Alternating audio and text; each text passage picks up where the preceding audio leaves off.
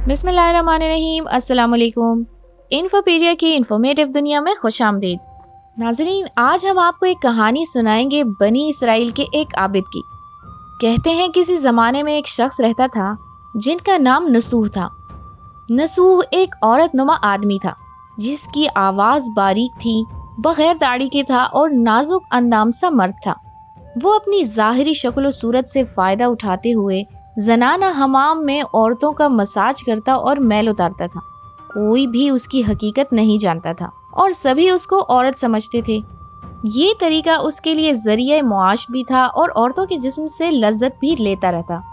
कई बार ज़मीर के मलामत करने पर उसने इस काम से तौबा भी की, लेकिन हमेशा तौबा तोड़ देता। एक दिन उसने सुना कि कोई बड़े बुजुर्ग तशरीफ लाए हैं। चुनांचे ये भी उन बुजुर्ग की खिदमत में हाजिर हुआ और कहा कि हमको दुआ में याद रखिएगा। उन बुजुर्ग ने उसके हक में दुआ की जिसे अल्लाह ताला ने कबूल फरमाया। इसका सबब ये बना कि एक दिन बादशाह की बेटी हमाम गई। हमाम और मसाज करने के बाद पता चला कि उसका मोती या हीरा कहीं खो गया है। बादशाह की बेटी ने हुक्म दिया कि सबकी तलाशी ली जाए। सबकी तलाशी ली गई लेकिन हीरा नहीं मिला। नसूह रसवाई के डर की वजह से एक जगह छुप गया। सबका शक नसूह पर था और सब उसकी तलाश में थे। जब उसने देखा कि शहजादी की कनीजें उसे ढूंढ रही हैं, तो उसने सच्चे दिल से अल्लाह को पुकारा और अल्लाह की दरगाह में दिल से तौबा की और वादा किया कि आइंदा कभी भी ये काम नहीं करेगा। अचानक बाहर से आवाज आई कि नसूह को छोड़ दो, हीरा मिल गया है। नसूह नम आंखों से शहजादी से रुखसती लेकर घर आया। नसूह ने कुदरत का करिश्मा देख लिया था और हमेशा हमेशा के लिए इस काम से तौबा कर ली। कई दिनों से हमाम न जाने पर एक दिन शहजादी ने बुलावा भेजा कि हमाम आकर मेरा मसाज करो, लेकिन नसूह ने बहाना बनाया कि मेरे हाथ में दर्द है, मैं मसाज नहीं कर सकता, और इसके बाद कभी भी हमाम नहीं गया। नसूह ने देखा कि इस शहर में रहना उसके लिए मुनासिब नहीं है। सभी औरतें उसको चाहती हैं और उसके हाथ से मसाज करवाना पसंद करती हैं। इसलिए जितना भी गलत तरीके से माल कमाया था सब गरीबों में बांट दिया और शहर से निकलकर कई मील दूर एक पहाड़ी पर डेरा डालकर इबादत खुदा में मशगूल हो गया। एक दिन उसकी नज़र एक भैंस पर पड़ी जो उसके करीब घास चर रही थी। उसने सोचा कि ये किसी चरवाहे से भागकर यहाँ आ गई है, तब तक मैं इसकी देखभाल कर लेता हूँ जब तक उसका मालिक ना आए। लिहाजा उसकी देखभाल करने लगा। कुछ दिन बाद भैंस ने बच्चा दिया और नसूह उसका दूध इस्तेमाल करने लगा। कुछ दिन बाद एक तिजारती काफले के अफराद रास्ता भूलकर उधर आ निकले, जो सारे प्यास की शिद्दत से निढाल थे। उन्होंने नसूह से पानी मांगा।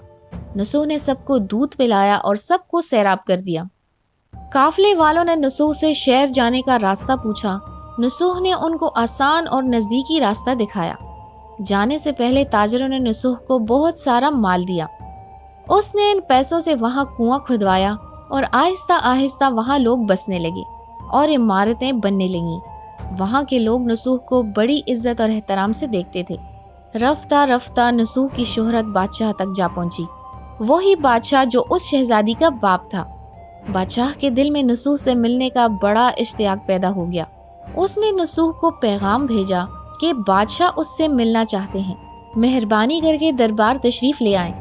जब नसूह को बादशाह का पैगाम मिला तो उन्होंने मिलने से इनकार कर दिया और माजरत चाही कि मुझे बहुत सारे काम हैं, मैं नहीं आ सकता। बादशाह को बहुत ताज्जुब हुआ। उन्होंने कहा कि अगर नसूह नहीं आ सकते तो हम खुद उसके पास जाएंगे। जब बादशाह नसूह के इलाके में दाखिल हुए तो खुदा की तरफ से मलकुल मौत को हुक्म हुआ कि बादशाह की रूह कब्ज कर ले। उस जमाने के रस्म रिवाज के मुताबिक और बादशाह को नसूह से मिलने की वजह से लोगों ने नसूह को तख्त पर बिठाया। नसूह ने अपने मुल्क में अदल और इंसाफ का निज़ाम कायम किया और उसी शहजादी से शादी कर ली। एक दिन नसूह तख्त पर बैठकर लोगों की दाद रसी कर रहे थे कि एक शख्स वारिद हुआ और कहने लगा, कुछ साल पहले मेरी भैंस गुम हो गई थी, आपकी अदालत से अपनी भैंस का तलबगार हूँ। नसूह ने कहा कि तुम्हारी भैंस मेरे पास है, आज जो कुछ मेरे पास है वो तुम्हारी भैंस की वजह से है। नसूह ने हुक्म दिया कि उसके सारे माल और दौलत का आधा हिस्सा भैंस के मालिक को दिया जाए। वो शख्स खुदा के हुक्म से कहने लगा, ए नसूह, जान लो, न मैं इंसान हूँ और ना ही जानवर भैंस है, बल्कि हम दो फरिश्ते हैं, तुम्हें इम्तहान करने के लिए आए थे। یہ سارا مال اور دولت تمہارے سچے دل سے توبہ کرنے کا نتیجہ ہے، یہ سب کچھ تمہیں مبارک ہو۔ اور یہ کہنے کے بعد وہ دونوں فرشتے نظروں سے اوجھل ہو گئے۔ اسی وجہ سے سچے دل سے توبہ کرنے کو توبۃ النصوح کہتے ہیں۔ بہت سے مفسرین قرآن کی سورہ تحریم آیت نمبر 8 کو اسی واقعے کی طرف بیان کرتے ہیں۔ بہرحال اس کا صحیح علم صرف ایک اللہ ہی کی ذات کو ہے۔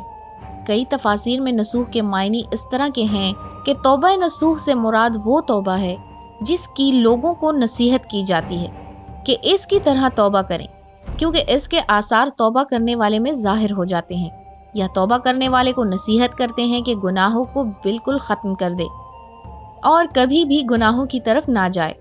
اور بعض علماء نے اس کو خالص توبہ سے تفسیر کیا ہے۔ اللہ سے دعا ہے کہ ہمیں بھی توبۃ نصوح کرنے کی توفیق عطا فرمائے۔